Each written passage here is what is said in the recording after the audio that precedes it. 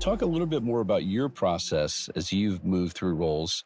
You were a worship leader, worship pastor guy, moving into Bible teacher, senior pastor. Those are not, I mean, they're adjacent, but they're pretty different. Yeah. I mean, they're different like ways of preparing, thinking, leading, posture, goals. A lot of it shifts. So talk about how you move through that transition. Mercifully for the people I was leading, it happened very slowly over time. Right. When I think back on it, first I stepped out of this band that I was in, and then eventually I stopped leading worship. I started preaching, but I was at Sunday night, but I was leading worship occasionally Sunday mornings. Then that went away. We planted a congregation in downtown Colorado Springs. And I stopped leading worship and was preaching. And I had a good run of 10 years of leading a community while not leading the entire entity of the church. So again, I was given a lot of gifts in the process where I got to learn not just how to be a good preacher, but how to be a good shepherd, how to be a good team leader, but giant safety net, you know? So by the time we came to Rock Harbor, there were a lot of that skill set that was had been practiced, and you got to use it. I think, for Vineyards, probably more than any other network, has probably the highest ratio of former worship leaders turned senior pastors. I would guess that. Yeah.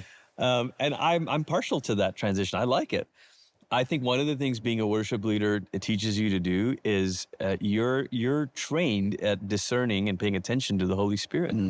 And being attentive to the Holy Spirit real time.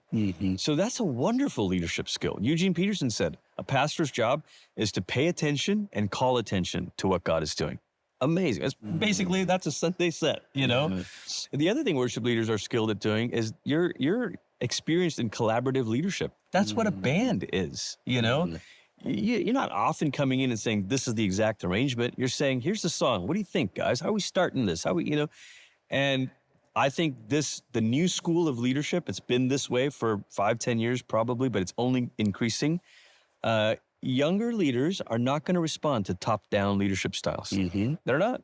It's not going to be a bark and orders. It's not the man or woman of God coming down from the mountain, It's going to be, let's discern together. And you have clarity. I'm not saying you're wishy-washy, and I'm not saying you're waiting for consensus.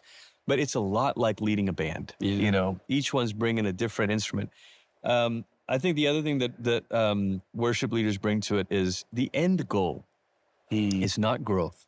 The end goal is hearts alive to God. And I have found, I lean on that. I try to return to that heart of worship as a lead pastor over and over again, because you come in to a cadre of lead pastors who are oftentimes very entrepreneurial, and that is nothing wrong with it. I like it.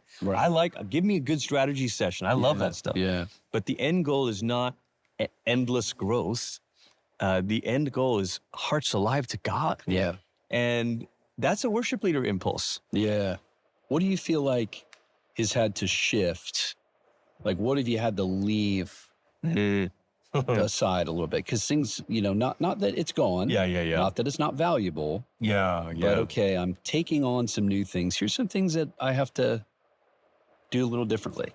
I think the biggest shift, and again, mercifully for the people, and it happened gradually, is the weight of the organization is categorically different.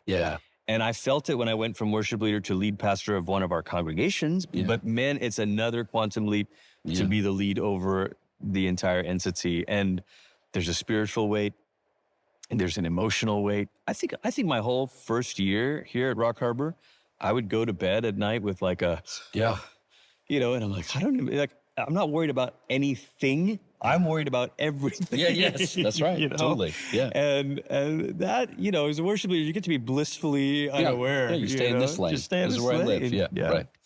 That's good. That's good. No, and the awareness that if we turn any of these dials too far, it affects all the rest. That's right. So everything starts to come apart. That's right. That's wrong. That's right. So we got to keep all the dials moving. That's good. That's good insight. And then what would you say?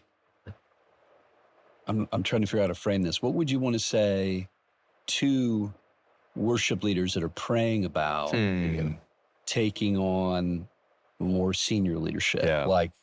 They're like, I think, and I've preached a few times. is this for me? I don't know. The best advice I got when I was in that discernment season was say every yes that you can within reason that helps you test. And ideally, it doesn't always work out. Ideally, you want a bit of a crossfade. Yeah. Where you're doing a little less of one and a little more of the other. Mm-hmm. So if there's opportunities to share at things, speak at things, great. But also practice that pastoral muscle. I mean, I would imagine if you're a worship pastor at a church, you're already discipling your team members and meeting with them. But if you aren't, that's a great good start. Good start. Start shepherding the team you have and stop waiting for the team you don't have.